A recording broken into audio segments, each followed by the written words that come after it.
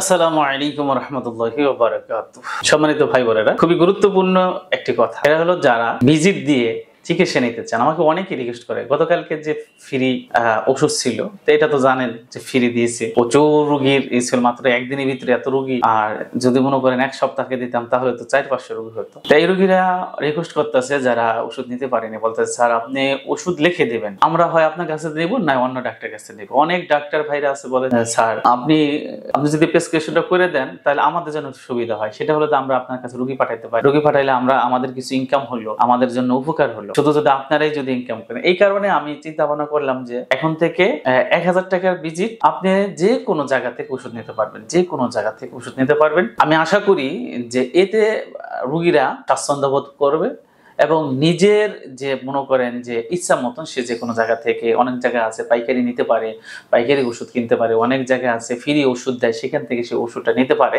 লিখে দিলে। এটা এই জন্য আপনাদের জন্য করা হলো। আপনারা আশা করি যে আপনাদের সাড়া পাবো এবং গতকালকে বোঝা গেছে যে আপনাদের সাড়া অনেক। বলে স্যার আপনি তো ওষুধটা লিখে দেন, আপনার কাছে দিয়ে যেটা প্রয়োজন নিলাম, নাহলে অন্য কাছ থেকে নিলাম, এটা আমাদের জন্য উপকার হয়। হ্যাঁ, এটা সত্য। কারণ না হয় আমরা দেখা যায় যে অনেক মনে করেন যে আমাদের ভিজিট তারপরে সেই নিয়ে অনেক টাকা করা হয়।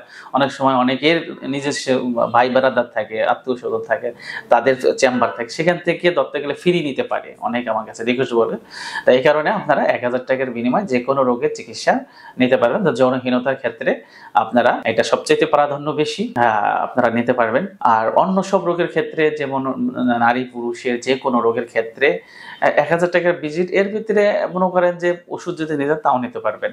ক্যান্সার রোগীদের একটা আলাদা ব্যাপার, ক্যান্সার রোগীদের ওষুধ তো সব জায়গায় পাওয়া যাবে না, এটা শুধু আমাদের কাছে আছে যারা আমরা এটা নিয়ে গবেষণা করি।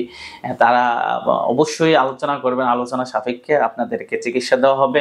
এবং গরিব অসহায় যারা যারা গরিব অসহায়, আবার বলছি ইমাম সাহেব, তারপরে মাদ্রাসার শিক্ষক, একেবারে নিম্নমানের বেতন, তাদেরকে আমি হোমিওপ্যাথি ওষুধ ফিরিয়ে দিব, ওষুধগুলি ফিরিয়ে দিয়ে দেবে ইনশাল্লাহ। যদি একেবারেই অসহায় হয় তাদের ভিজিটও রাখবে না, ওষুধও ফিরিয়ে দিয়ে দেবে ইনশাল্লাহ।